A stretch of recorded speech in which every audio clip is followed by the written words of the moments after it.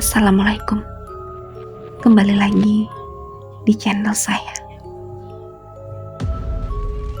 Sebelumnya, yang belum subscribe, tolong subscribe dan aktifkan tanda loncengnya supaya kamu tidak ketinggalan cerita-cerita menarik dari saya.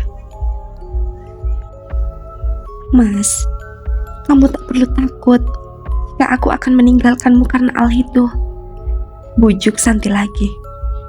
Joko perlahan mendekat, kemudian memeluk Santi sembari mengucapkan kata maaf sebanyak yang dia bisa. Tak perlu meminta maaf, Mas. Itu bukan salahmu. Pelukan mereka meregang kalau terdengar suara orang yang sedang membela kayu bakar di belakang rumah.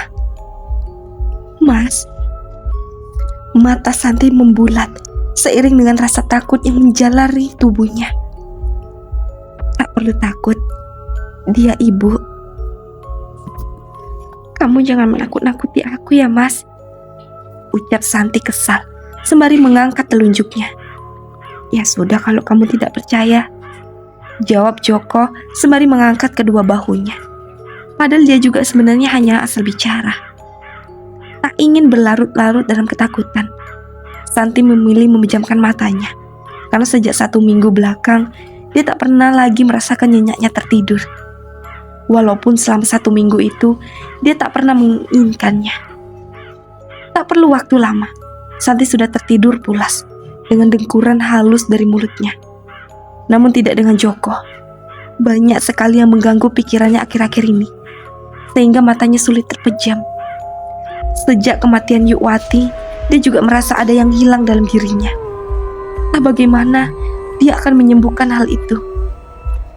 Santi tiba-tiba berada di sebuah keramaian, seperti pasar, namun entah di mana. Dia tak pernah mendatangi tempat semacam itu sebelumnya. Banyak sekali manusia yang berlalu lalang di sana.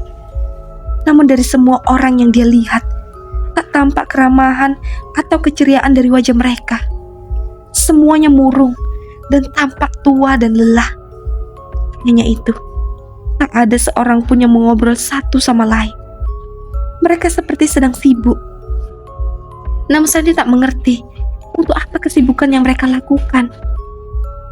Laki-laki terlihat sedang memikuli batu besar dengan palu godam, sedangkan yang lainnya mengangkut batu tersebut entah kemana. Dan para wanita membawa gentong dari tanah liat di atas kepala mereka. Dari cara berjalan mereka, sepertinya gentong yang dibawa itu begitu berat. Untungnya Santi tak sendiri. Dia bersama Joko saat ini. Di keramaian itu, dia melihat sosok Yukwati dari kejauhan. Dia sedang berdiri sembari memandangi anak dan menantunya, sehingga pandangan Santi dan Yukwati bertemu. "Mas, itu ibu!" teriak Santi pada Joko yang sedang celingkan memperhatikan sekitar. "Mana?" Joko mencari ke segala arah di tengah keramaian itu. "Itu, Mas." Joko mengikuti arah telunjuk Santi dan akhirnya dia menemukan sosok Yukwati di sana. Wanita itu terlihat murung dengan setelan baju yang sama seperti yang dia kenakan saat mengembuskan nafas terakhirnya malam itu. Namun saat ini terlihat sangat kotor dan lusuh. Rambut yang selalu dikonde dengan rapi kini terlihat berantakan dan kusut. "Yuk, Mas." Santi menarik tangan Joko, lalu menerobos keramaian untuk sampai kepada Yukwati. Keduanya mengeratkan pegangannya agar tak terpisah satu sama lain. "Ibu!" teriak Joko karena susahnya menembus ratusan manusia. Namun Yukwati hanya bergeming dengan wajah yang terlihat sedih. Matanya begitu sayu dengan wajah yang terlihat 10 tahun lebih tua. "Bu!" Herman mengulurkan tangannya ke depan agar bisa menggapai tubuh Yukwati. Hingga tinggal selangkah lagi mereka sampai. Tiba-tiba, semua orang menghilang begitu saja bak tersapu angin, termasuk Yukwati. Tempat itu berubah kosong, menyisakan gentong-gentong yang berisi cairan hitam pekat serta palu, batu, dan rantai besi. Mereka berdua menyisir sekeliling, namun seketika tempat itu berubah gelap. "Ibu!" teriak Santi yang terduduk dari tidurnya. Keringat sudah membanjiri pelipisnya. Mimpi itu terasa begitu nyata. Namun dia tak mengerti apa maksudnya. Dia hanya menyimpulkan jika Yuwati tidak baik-baik saja di alamnya yang baru. Dia teringat dengan jenazah Yuwati yang sampai dikafani, matanya masih terbuka dengan mulut yang juga tak mau menutup. Padahal para warga sudah berulang kali mengusap wajahnya diiringi doa khusyus. Dia pernah mendengar, jika hal semacam itu terjadi pada jenazah, itu artinya masih ada yang memberatkan kepergiannya. Entah itu belum ada yang sempat dia bicarakan atau merasa berat terhadap seseorang yang dia tinggalkan. Santi melirik jam dinding yang kini menunjukkan pukul 2 malam. Ternyata baru 3 jam dia memejamkan mata. Kantung kemihnya juga terasa penuh dan meminta dikeluarkan. Santi menoleh pada Joko yang terlelap di sampingnya. Mau tak mau, Santi harus bangunkan Joko. Karena sejak kejadian bertemu manusia berkepala babi itu, dia tak pernah lagi berani ke kamar mandi sendiri, meskipun di siang bolong. Belum lagi rasa takutnya pada Marni, ditambah lagi dengan Korin Yuwati. Banyak sekali yang membuatku takut di sini. Kesal Santi sembari memegangi perut bawahnya yang sudah tidak tahan lagi. Usia kandungan yang semakin membesar membuat dia menjadi lebih sering buang air kecil. Mas, bangun. Aku pengen pipis. Antarkan aku ke kamar mandi. Mas, cepat. Aku udah gak kuat. Iya. Ya ampun, Mas. Santi mencubit perut Joko. Iya. Sebenarnya Joko sangat malas untuk bangun karena dia baru terpejam beberapa puluh menit saja. Namun dia juga tidak tega jika membiarkan Santi ketakutan. Mereka berdua beriringan menuju kamar mandi yang ada di ujung dapur. Joko berjalan gontai dengan mata yang terasa lengket, sedangkan Santi berjalan cepat lalu masuk ke dalam kamar mandi untuk menuntaskan hajatnya. Joko bersandar di tiang kayu yang berada tak jauh dari kamar mandi. Matanya tertuju keluar rumah melalui jendela yang gordanya terbuka lebar, karena Santi tak sempat menutupnya. Serak. Mata yang lengket itu tiba-tiba terbuka lebar saat melihat sosok yang sangat mirip dengan Yuwati. Sosok terlihat mondar-mandir di belakang rumah sembari menyiram macam-macam bunga yang ditanam Yuwati saat masih hidup. Bunga-bunga itu sengaja ditanam untuk dipetik setiap malam Jumat untuk sesaji. Kemudian sosok itu mendekati kandang ayam Cemani, lalu memberi pakan ayam pada setiap lorong kandang, sembari menyanyikan lagu Jawa. Suaranya pun sama persis seperti Yuwati, membuat darah Joko berdesir lebih cepat. Joko hanya memperhatikannya tanpa ingin menemui Yuwati keluar rumah. Akal sehatnya masih bisa diandalkan. Joko percaya orang yang sudah meninggal tidak mungkin bisa hidup lagi. Apa ini gara-gara aku menakut-nakuti Santi? Gumamnya. Joko menajamkan penglihatannya pada jendela karena tiba-tiba sosok yang menyerupai Yuwati itu menghilang. Jendela berukuran 40 x 50 cm itu sebenarnya tak menggunakan kaca, melainkan hanya dipasangi kayu-kayu lurus yang diberi celah agar cahaya dan udara masih bisa masuk. Joko mendekat ke arah jendela dengan mata yang fokus ke halaman belakang yang temeram. Angin sepoi-sepoi berhembus menyapu rambut dan wajahnya. Tiba-tiba dari balik jendela muncul kepala dengan wajah gosong serta mata yang hanya menampilkan warna putih saja. Sosok itu menganga lebar dengan gigi hitam dan runcing. Astagfirullah. Joko mundur dengan jantung yang hampir saja melompat dari tempatnya. Dia masih ingat deru nafas makhluk itu yang terasa panas dan bau bangkai. Kamu kenapa, Mas? Bersamaan dengan itu, Santi keluar dari kamar mandi dengan heran. Dia melihat Joko yang pucat pasi, sembari memegangi dadanya. Mas, panggilnya lagi. Tolong tutup gordennya, Santi. perintah Joko dengan nafas yang masih tersengal. Dia menelan salivanya yang terasa begitu pahit dengan susah payah. Tanpa berbasa-basi, Santi langsung menarik gorden agar menutup dengan sempurna. "Ayo, kembali ke kamar," ajak Joko dengan rasa takut yang tak kurang sama sekali. Namun harus dia tahan agar tak berubah menjadi monyet di depan Santi. "Kamu kenapa sih, Mas?" tanya Santi saat mereka sudah sampai di kamar. "Tidak, aku hanya terkejut karena tiba-tiba ada tikus besar di dapur." Bohong Joko. Dia tak ingin Santi ikut-ikutan ketakutan sepertinya. Karena rasa kantuk yang kembali menyerang, Santi percaya begitu saja. Kemudian melanjutkan tidurnya kembali. "Besok sajalah ku ceritakan mimpi tadi," pikir Santi, sembari kembali menganyam bulu matanya kembali. Sedangkan Joko kembali susah terlelap. Setiap matanya terpejam, maka kepala gosong itulah yang muncul di kepalanya. "Santi, bangun." Joko mengguncang tubuh istrinya yang masih terlelap dengan pelan. "Sudah pagi ya, Mas?" tanya Santi dengan suara khas bangun tidur tanpa membuka mata. "Iya, sudah masuk waktu subuh. Ayo sholat," ajak Joko. Mata Santi langsung terbuka. Tumben Joko mengajaknya sholat, pikir Santi. "Ayo." Joko berjalan keluar kamar lebih dulu, kemudian diikuti oleh Santi. Joko sudah bertekad untuk lebih mendekatkan diri kepada Sang Maha Kuasa. Selama ini, ibunya hanya mengandalkan bantuan iblis untuk melindunginya. Namun terbukti, hingga saat ini tak ada yang merubah kekacauan yang pernah kedua orang tuanya buat di masa lalu. Hanya sebatas mengulur waktu. Makhluk yang disebut leluhur oleh Yuwati itu hanya melindungi mereka berdua, tapi tidak dengan Santi dan anaknya. Untungnya, Joko tak pernah bersedia jika diajarkan cara memanggil atau memberikan sesaji pada leluhur.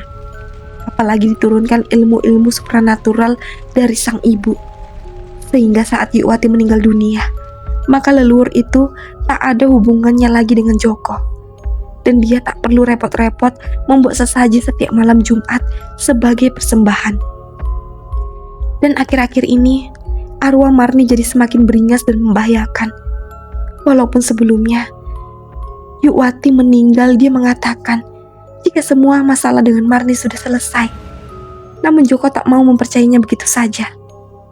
Banyak doa yang Joko dan Santi panjatkan setelah sholat subuh, terutama untuk Yuwati dan keselamatan mereka.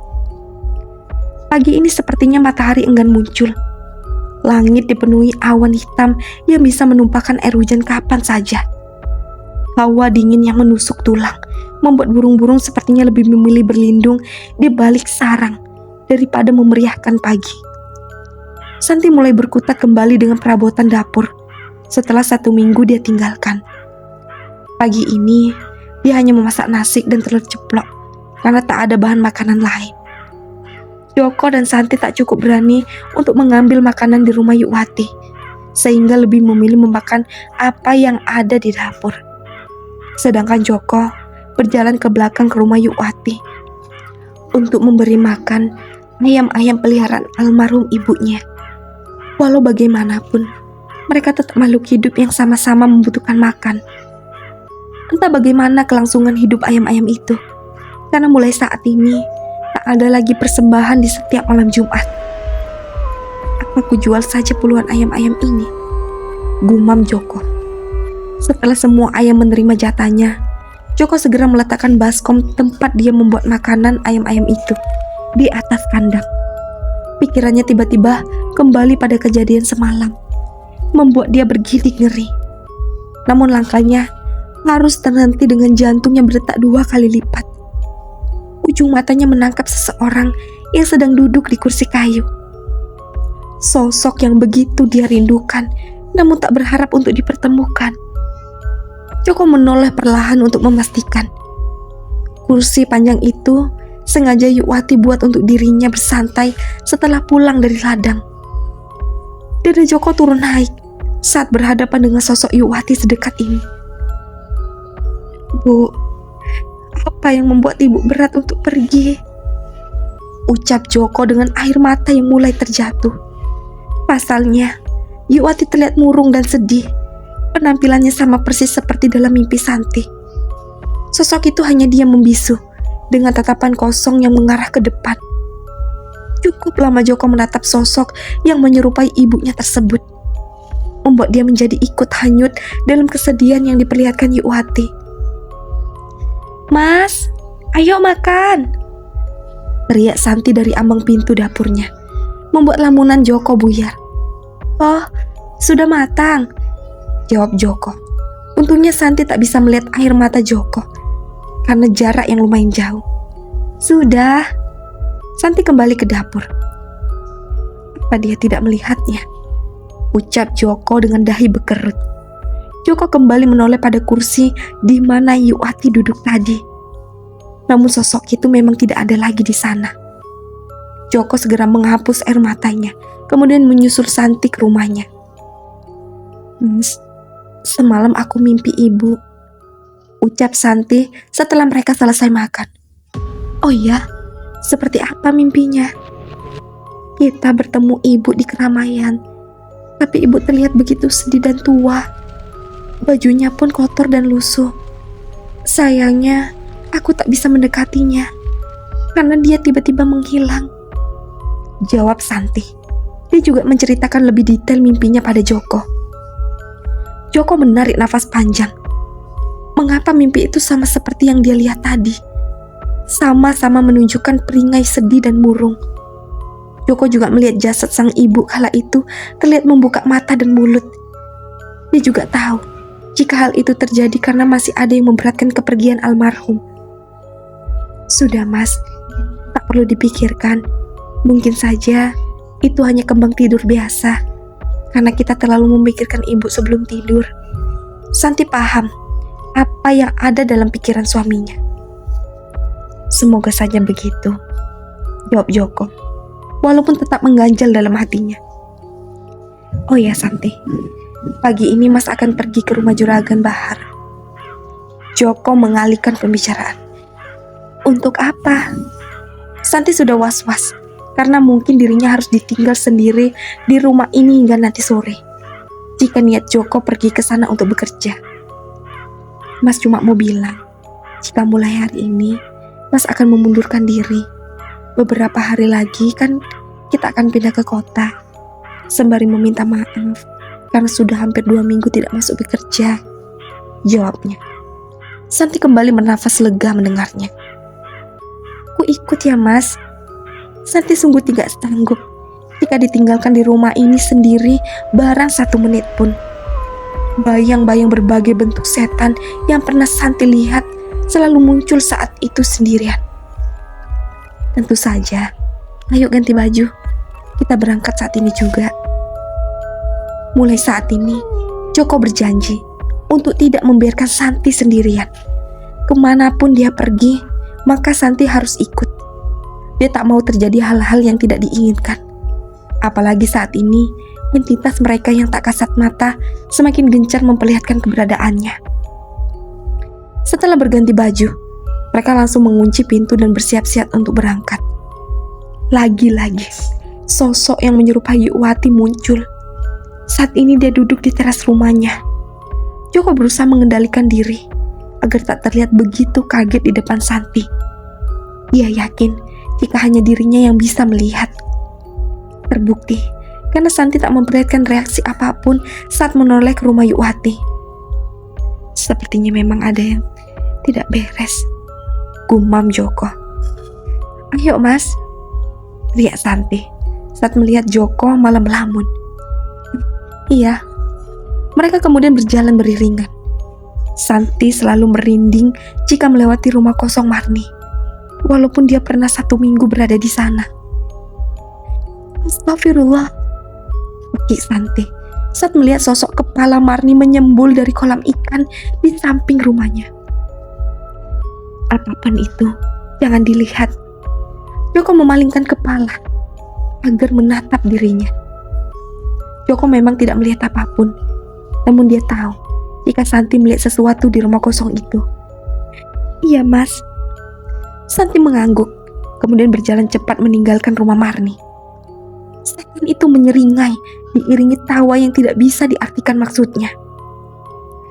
Sudah kuduga, jika setan itu masih mengganggu. Kesal Joko. Mas, Santi menunggu di kedai bakso Pak De Bayu saja ya, pintanya. Kenapa? Ngidam Santi waktu itu belum terwujud. Jawabnya malu-malu bercampur rasa bersalah. Joko tersenyum getir jika mengingat hal itu, karena sebungkus bakso itu telah merubah hidupnya. Namun dia tak bisa menyalahkan Santi sepenuhnya, karena hal itu juga tak luput dari masa lalu yang orang tuanya perbuat. Ya sudah, nanti pas jemput setelah pulang dari rumah Juragan Bahar. Ingat, jangan pulang sendirian, tegas Joko. Iya. Santi berbelok ke kedai, sedangkan Joko berjalan lurus menuju tempat tujuan. Pak De, bakso 1, ucap Santi.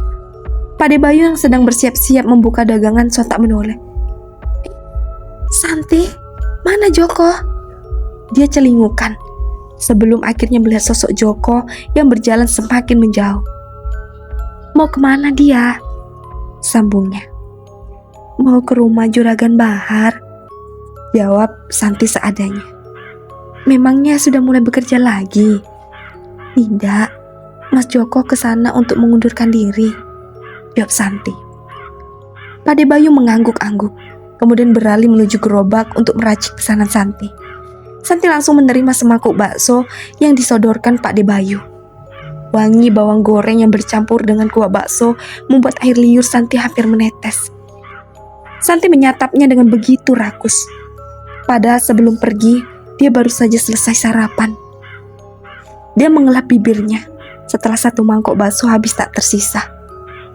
Pak De, 1 mangkok lagi, teriak Santi. Hah? Memangnya belum kenyang? Tanyanya tak percaya. Padahal dia sudah memberikan beberapa bonus pentol pada mangkok Santi. Belum.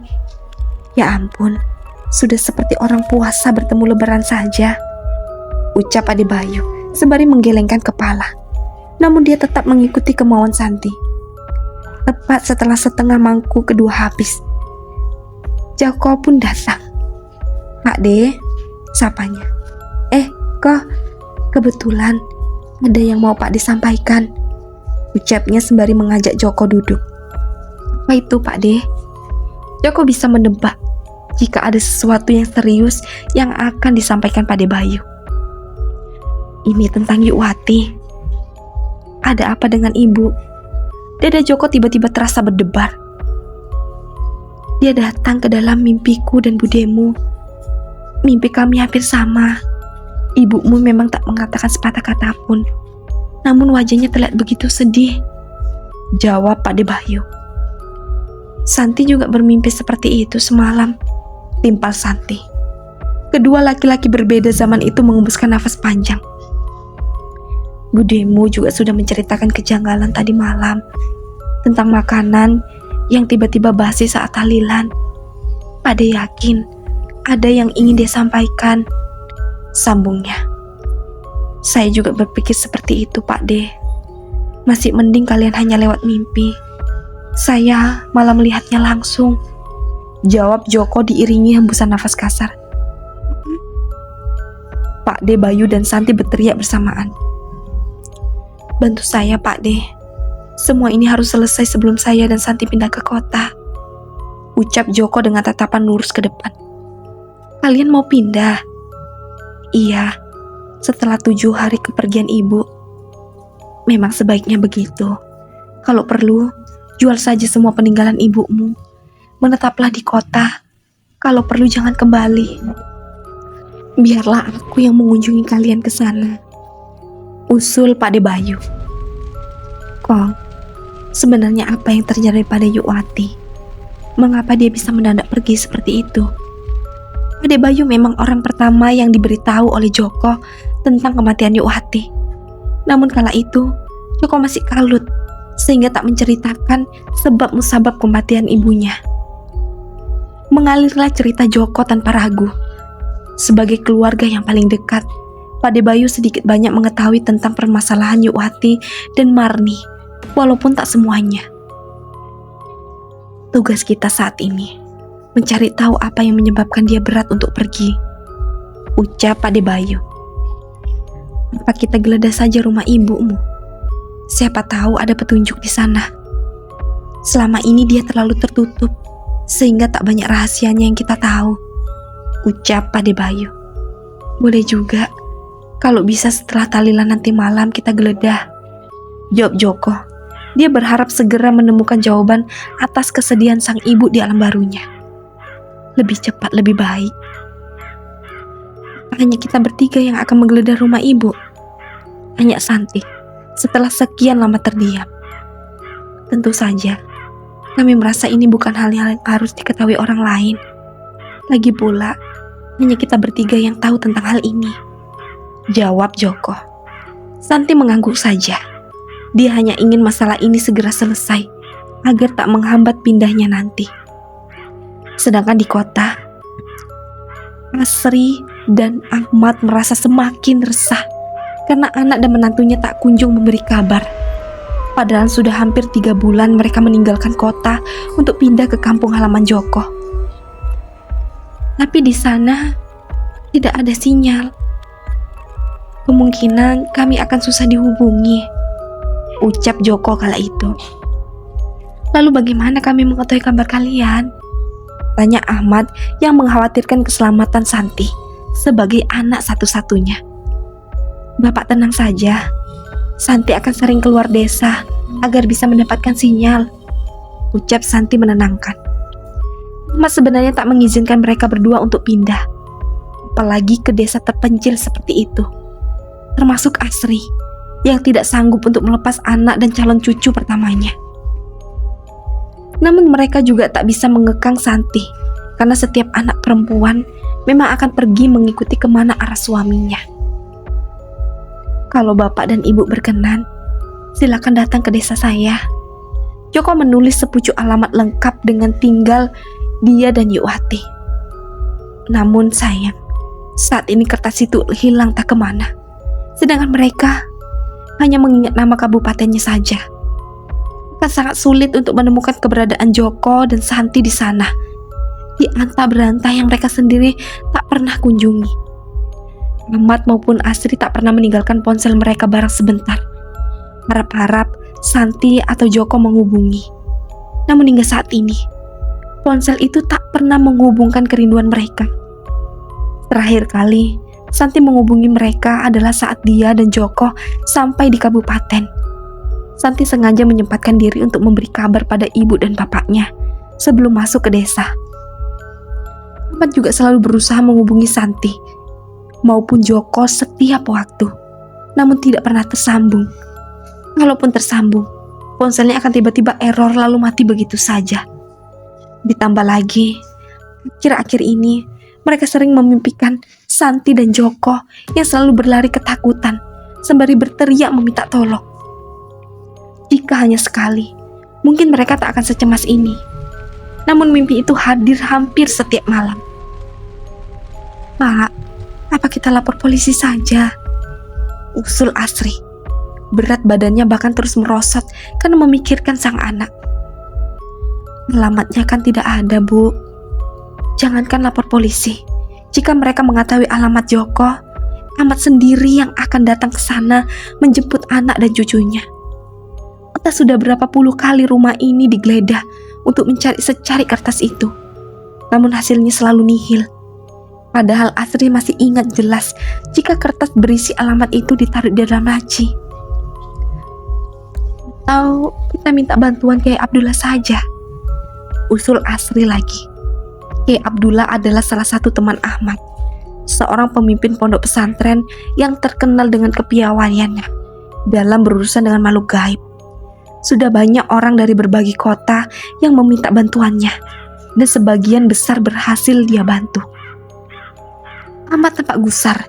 Dia belum bisa memastikan apakah di sana Joko dan Santi sedang diganggu makhluk halus atau tidak, karena petunjuk hanya berasal dari mimpi. Kita ceritakan saja mimpi-mimpi kita, Pak. Ibu yakin mereka sedang dalam ketakutan. Tidak ada salahnya jika kita mencoba, Pak, Anggap saja ini ikhtiar kita, paksa Asri. Baiklah, besok atau lusa Bapak akan ke rumah Kiai Abdullah. Semoga dia bisa membantu, ucap Amu. Kenapa tidak hari ini saja, Pak? Rasanya Asri tidak bisa menunda-nunda lagi. Ini hari Jumat, Bu. Dia pasti tidak ada di pesantren, jawab Ahmad. Sebenarnya dia juga tak ingin menunda-nunda. Mimpi itu selalu terasa begitu nyata. Malam ini, tahlilan kedua untuk Yuwati kembali diadakan. Lagi-lagi, hujan deras turun mengguyur bumi. Ledakan petir di langit saling bersahutan, seakan memperlihatkan siapa yang paling kencang. Sehingga tak banyak warga yang datang. Mungkin hanya sekitar 20 orang saja yang hadir. Itu pun tetangga rumahnya yang tak terlalu jauh. Sejak pagi hingga sore, cuaca memang mendung. Namun tak turun hujan sama sekali. Tapi sekitar jam 5:30 sore, hujan turun begitu derasnya, membuat para warga enggan untuk keluar rumah. Yang masih penasaran, lanjut ke part selanjutnya. Dan jangan lupa aktifkan tanda loncengnya dan subscribe. Assalamualaikum.